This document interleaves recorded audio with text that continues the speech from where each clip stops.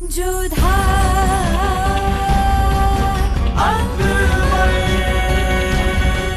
ये धारावाहिक किसी प्रकार की ऐतिहासिकता का दावा नहीं करता। तत्कालीन परिस्थितियों को दर्शाने के लिए आवश्यक और उचित नाटकीय रूपांतर किए गए हैं। ऐतिहासिक रूप से जोधाबाई के स्थान पर हरकाबाई, हीर कुंवर जैसे नाम इतिहास में प्रचलित हैं। ये धारावाहिक किसी भी सामाजिक परंपरा और पारिवारिक संबंधों का ऐतिहासिक दावा नहीं करता है। इसका उद्देश्य किसी भी समुदाय की भावनाओं को ठेस पहुंचाना नहीं है।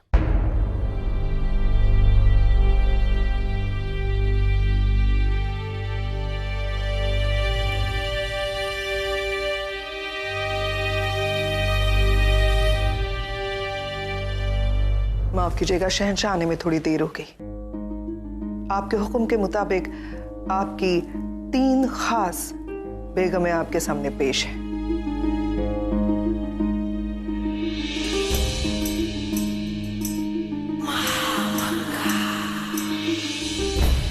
एक खास वजह से हमने आप सबको यहाँ बुलाया है।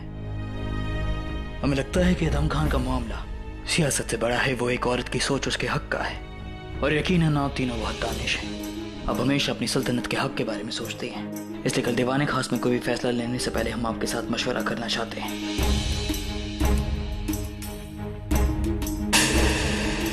हम आपसे सलाह मशवरा करना चाहेंगे। आप तीनों अपने दिलो दिमाग की बात हमारे सामने रखते हैं ताकि हमसे कोई गलती ना हो। जोधा बेगम, हमने देखा था कि आप दीवाने खास में हमसे कुछ कहना चाह रही थी, लेकिन हमारी अम्मी जान ने आपको रोक दिया। वहां आप फरियादी थी और हम शहंशाह, मगर यहाँ आप हमारी बेगम हैं और हम आपके शौहर, इसलिए जो भी कहना है बेझिझक खुलकर कहिए। सबसे पहले तो हम आपको अपना आभार प्रकट करना चाहेंगे कि आपने हमें इस चर्चा में सम्मिलित किया और हमें अपने परिवार का सदस्य समझा। हम एक बात और स्पष्ट कर देना चाहते हैं, हम महामंगा जी के निर्णय के विरुद्ध नहीं हैं। इन्होंने जो कुछ भी किया वो नियम और नीति के अनुसार किया। हम आदम खान के भी विरुद्ध नहीं हैं। हमारा विरोध है तो इस तंत्र से, इस व्यवस्था से जहां पर नारी का कोई मोल नहीं, ना उसकी इच्छाओं का, ना उसकी मर्यादा का। और ये बात ना केवल इस महल में है बल्कि पूरे देश में व्यापक है। हर धर्म, हर जाति से ऊपर आज इस समस्या ने अपना स्थान बना लिया है। नारी को लोग वस्तु समझने लगे हैं शहंशाह। जिन माता पिता के पास धन नहीं, वो धन के लिए उसे बेच सकते हैं, और जिनके पास धन है वो विलासिता के लिए उसका उपभोग करते हैं। जब चाहा उसका क्रय कर लिया, जब चाहा उसे बेच दिया, जब चाहा उसे भेंट में दे दिया, जब चाहा उसका मान भंग कर दिया, जब चाहा उसे विजय का चिन्ह बनाकर जीत लिया, और जब चाहा उसे पराजय का मोल समझकर चुका दिया। हमें इस व्यवस्था पर रोष है शहंशाह। नारी वस्तु नहीं है शहंशाह, वो एक माँ है, एक बेटी है, एक पत्नी है। वो संसार को जन्म देती है और इन संसार वालों ने उसे वस्तु समझ लिया। इस व्यवस्था में परिवर्तन लाना होगा शहंशाह, इसमें बदलाव लाना होगा। जोधा बेगम, हम आपके दर्द और आपकी बात को अच्छी तरह से समझ पा रहे हैं, लेकिन ये रिवाज है कि एक औरत को पहले अपने वालिदैन के मुताबिक चलना होता है, बाद में अपने शौहर के मुताबिक। आप जो कह रही हैं उसके लिए तो हमें नए कानून ही बनाने पड़ेंगे।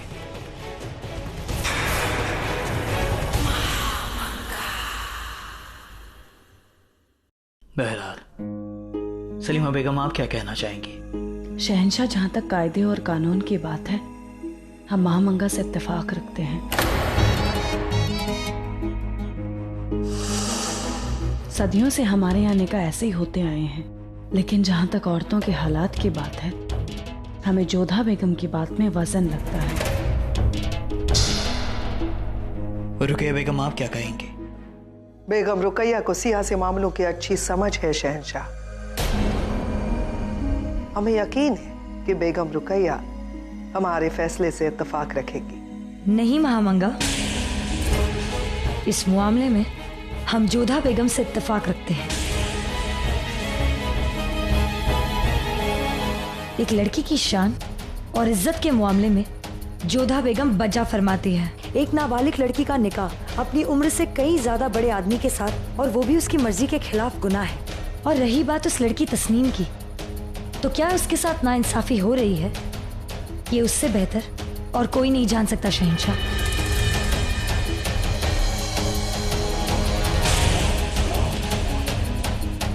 हमें लगता है कि आपको उस लड़की से बात करनी चाहिए कि वो इस निकाह के लिए रजामंद है या नहीं,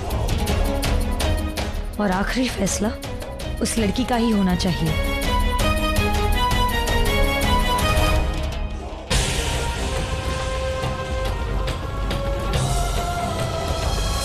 हम आप तीनों के मशवरे के लिए आपका शुक्रिया अदा करते हैं। हम यकीनन इन पे गौर फरमाएंगे। और बड़ी अम्मी, कल दीवान खास में हम तस्नीम से मुखातिब होना चाहेंगे।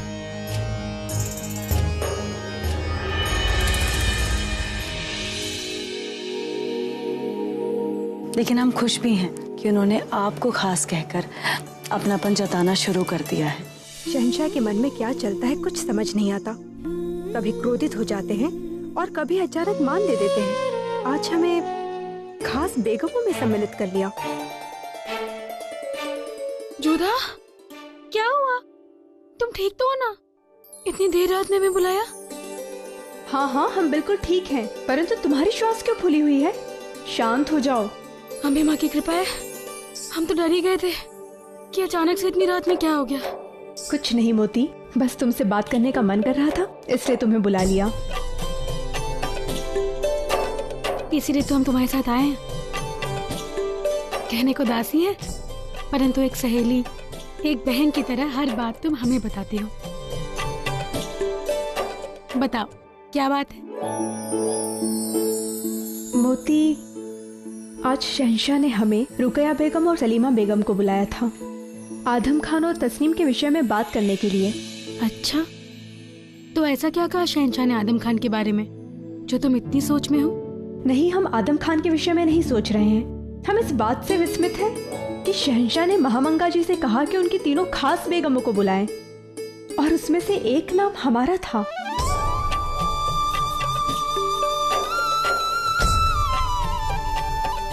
जोधा बहुत खुश है कि अंततः तुम्हें इस महल में वो स्थान मिल रहा है जिसकी तुम अधिकारिणी हो। पता नहीं, हमें विश्वास नहीं हो रहा है कि शहंशाह ने हमारे विषय में ऐसा सोचा। लो, तुम्हारी समस्या क्या है जोधा?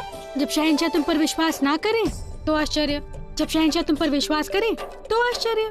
तुम बताओ, तुम शहंशाह की खास बेगम बनना चाहती हो या नहीं? पता नहीं मोती, इसलिए तो तुम्हें यहाँ पर बुलाया है। बात यह है जोधा कि तुम्हारी कोई समस्या है ही नहीं।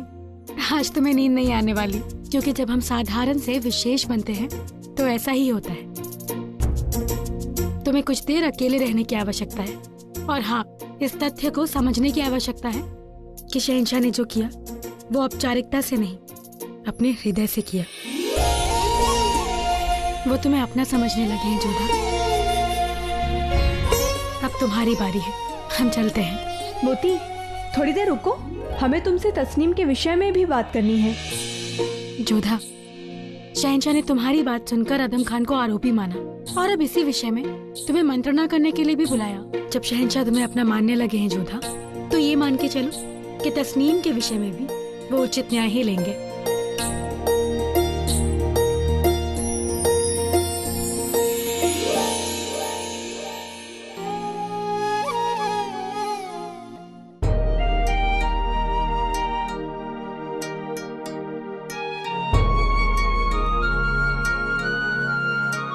हमारा मानना है कि हमारा सबसे बेहतरीन तोहफा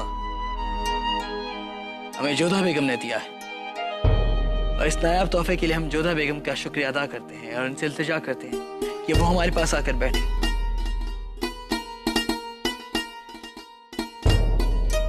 आपकी सोच ने हमें लाजवाब कर दिया जोधा बेगम। आपने हमारे और आवाम के बीच की दूरियां कम की और उनकी दुआओं ने हमारे और खुदा के बीच का फासला कम कर दिया।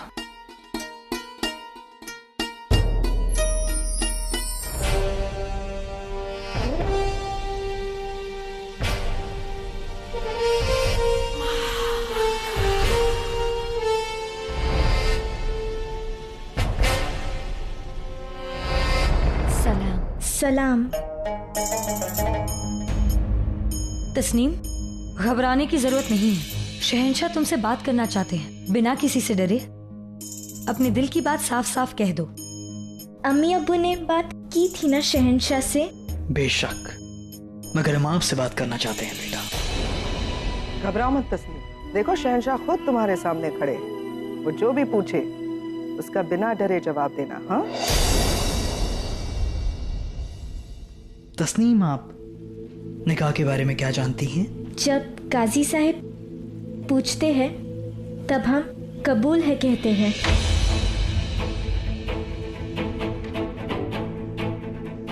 और अच्छे जोड़े और लजीज खाना खाने को मिलता है।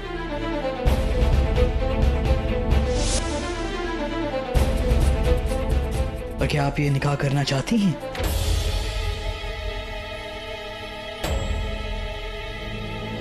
जी।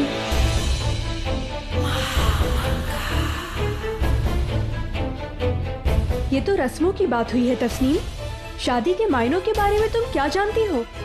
निकाह के बाद अच्छे अच्छे कपड़े पहनने को मिलते हैं और बड़े महल में रहने को मिलेगा। और क्या ये मायने आपके लिए निकाह के लिए? जी। ठीक है, आप जा सकते हैं। आदाब। आदाब। हमें उम्मीद है शहंशाह कि आपको जवाब मिल गया होगा कि उस बच्ची के दिल में क्या है और ये निकाह क्यों करना चाहती है।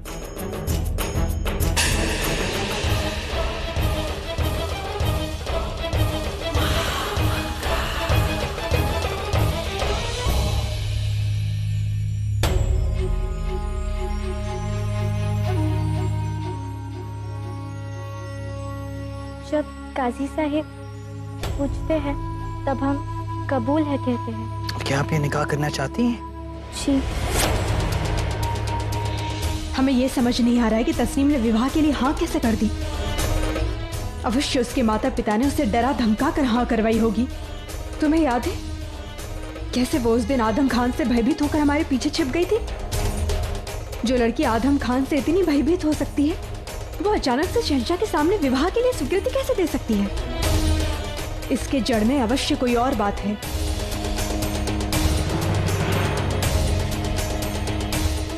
अब जड़ में चाहे जो भी बात हो जोधा, तस्नीम शहंशाह के सामने विवाह के लिए हाँ कर चुकी है। अब हमें नहीं लगता कि हम किसी भी तरह से इस विवाह को रोक सकते हैं। इसी बात का भय हमें भी है मोती। उस अबोध बालिका का भविष्य न बिगड़ जाए। अब सब कुछ शहंशाह के निर्णय पर निर्भर करता है। उम्मीद करते हैं जो समय उन्होंने निर्णय लेने के लिए लिया है उसमें वो सही विचार करके उचित निर्णय लेंगे। तस्नीम, तू खेलने क्यों नहीं आ रही? आना खेलते हैं। नहीं रेशमा, आज नहीं। क्यों? आना खेलते हैं। तू रो क्यों रही है? अम्मी कहती है शादी के बाद रुखसत पर लड़कियां रोती हैं, उससे पहले नहीं रोती। तूने अगर फिर से शादी की बात की ना तो मैं सच में रो दूंगी। पता है तेरी अम्मी ने कहा है तेरी शादी में मुझे भी नया जोड़ा देंगी। चूड़ियाँ ले लो, चूड़ियाँ चूड़ियाँ, रंग बिरंगी चूड़ियाँ ले लो। चूड़ी वाले आया बोलिए। पता है मेरी सहेली तस्नीम की भी शादी होने वाली है, हमें भी चूड़ियाँ दिखाइए।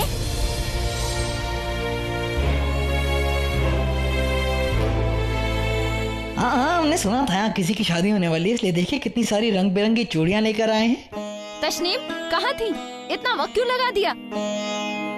आज चूड़ियाँ ले लो, चूड़ियाँ ले लो। ओ चूड़ी वाले भैया, इधर आना जरा। हाँ जी, आया आया आया आया।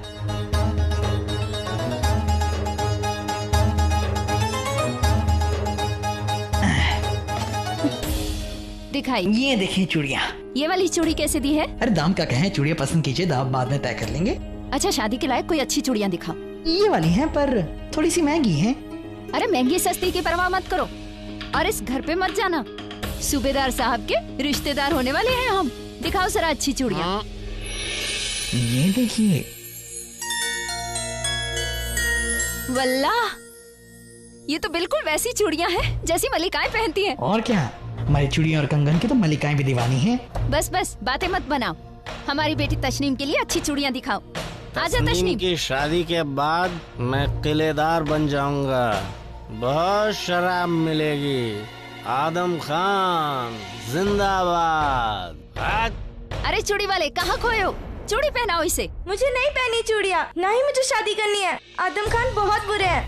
बेटा ऐसे नहीं कहते, चलो चूड़ी पहन लो। चलो। मैंने कहा ना, मुझे नहीं करनी शादी। बदतमीज, हमारी जिंदगी खराब करेगी। कैसे नहीं करेगी शादी? तू वही करेगी जो हम कहेंगे। हमें किलेदारी देने का वादा किया है आदम खान साहब ने। शहंशाह से हम कह चुके हैं, तेरी शादी होगी तो सूबेदार साहब से ही हो। तेरी मर्जी हो या ना हो। सुना तूने? वो तो आप लोगों ने मारा था, इसीलिए मैंने हाँ की थी। चुप कर। अरे क्यों मारते हो बच्ची को? जब वो नहीं करना चाहती शादी तो क्यों उसकी जबरदस्ती शादी करवा रहे हो? तो कौड़ी के चूड़ी वाले, तू होने वाले किलेदार से बात कर रहा है, समझा? तो अपनी चूड़ियाँ बेच और निकल यहाँ से। नहीं बेचनी चूड़ियाँ हमें। बहुत आते हैं तुम्हारे जैसे चूड़ी बेचने वाले, और अगर दोबारा इस गली में दिखाई दिया ना तो जहाँ का किलेदार बनने जा रहा हूँ ना, उसकी दीवार में चुनवा दूंगा। तो होता कौन है? मेरी बेटी है, जिससे चाहूँ शादी करूँ उसकी। बड़ा आया काजी बना फिरता है। चल निकल यहाँ से, चल निकल। उठा अपना दाम तम उड़ा यहाँ से। चूड़ी वाला।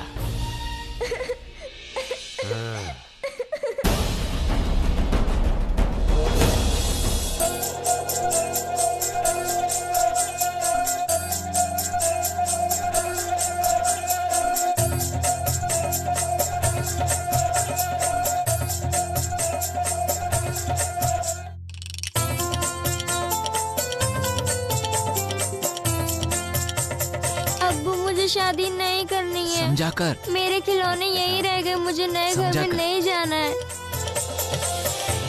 ये हो रहा है हमारी सल्तनत में, एक नाबालिग मासूम बच्ची की शादी, जिसे शादी का मतलब भी नहीं मालूम। जोधा बेगम ठीक कहती हैं कि ये फैसले का वक्त है। कानून रियाया के लिए होता है, रियाया कानून के लिए नहीं। किस कानून से आने वाली नस्लों का मुस्तकबिल बर्बाद हो जाए, उसे रोकना होगा। एक शहंशाह के लिए ये मुश्किल फैसला है। एक और कड़वा सच और दूसरी तरफ सदियों से चल रहे रिवाज। हमें फैसला करना ही होगा। अरे कहा ना, ये गुलाब यहाँ से निकाल कर वहाँ लगा दो। बेगम साहिबा का हुक्म है। ये पौधा है, इसमें जान है, डाल नहीं। यहाँ से उठाया वहाँ रख दिया। खिलने से पहले इसे निकाल लिया, इसकी जड़ें कमजोर हो जाएंगी। ना फिर यहाँ लगेगा ना वहाँ। एक बार कलियां निकल आए, पौधे मजबूत हो जाएं, उसके बाद जहाँ जहाँ कहोगे वहाँ वहाँ लगा दूंगा। शहंशाह। आदाब शहंशाह। गुस्ताखी माफ हुजूर, आपके आने का पता नहीं चला।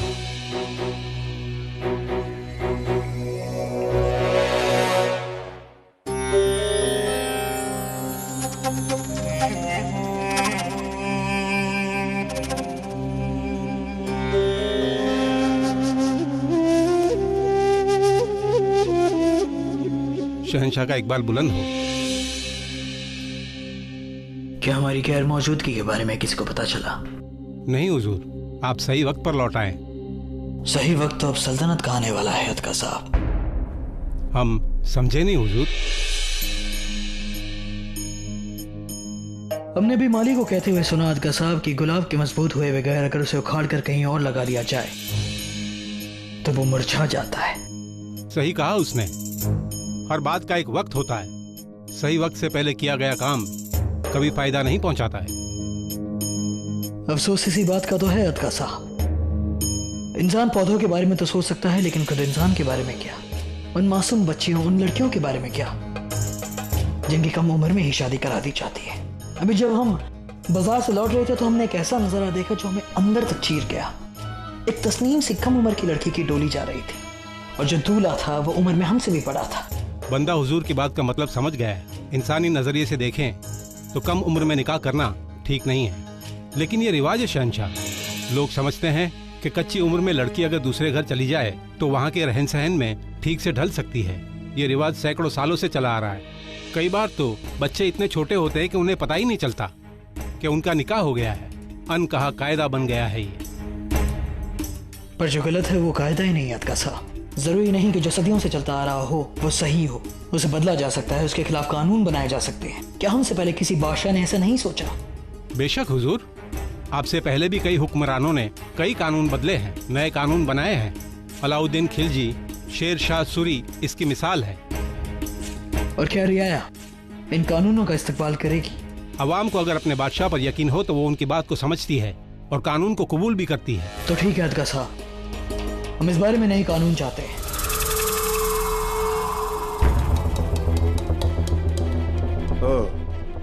तो मामला यहाँ तक पहुँच गया है। नाबालिग से निकाह रोकने का कानून बनाया जा रहा है,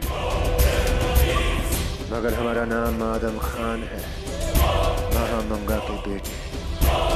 ऐसा जवाब देंगे कि सब दंग रह जाएंगे।